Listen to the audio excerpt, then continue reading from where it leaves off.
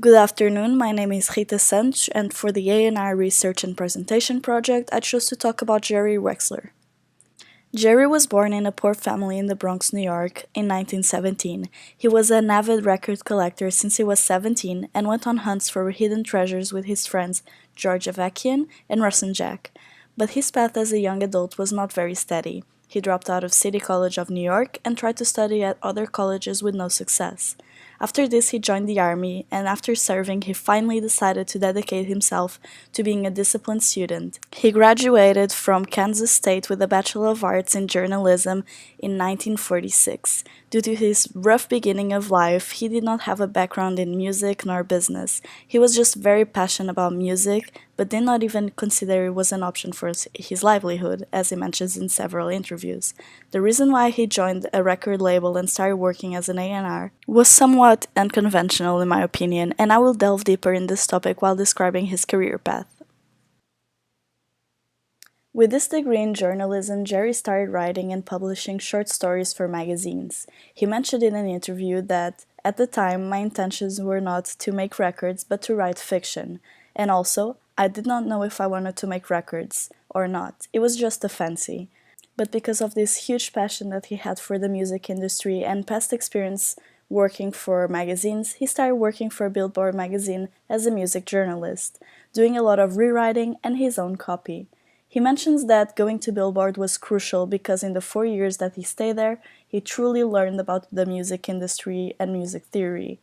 In 1953 was when he finally decided to work as an A&R and started working in a record label. This was a little bit unconventional the way that he started, as I mentioned before.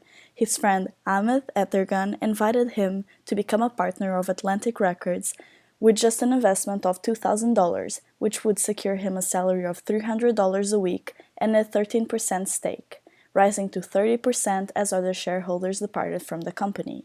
He accepted this and started building the company into the major record label it is today.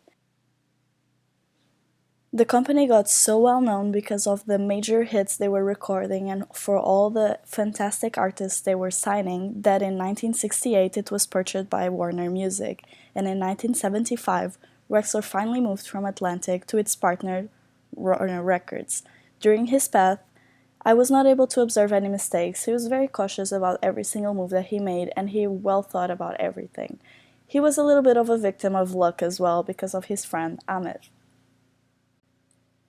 Some of the most notable achievements include inventing the term rhythm and blues to replace the racist term that was race records, which were phonographs records marketed to African Americans, while still working at Billboard magazine.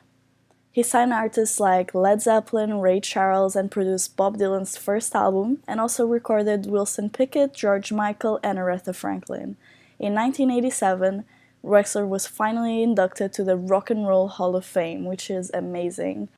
In the year 2000, interviews and archive footage of Wexler appeared in the documentary film Immaculate Funk, which explores the roots of classic American R&B and soul music. Here are also my references. And I hope this presentation was very useful to get to know a little bit of Jerry's path and how he got into music. And this is very important for me because it shows that not everyone needs to have a background in music or even business to start working at a record label. Thank you so much for watching. Have a great day.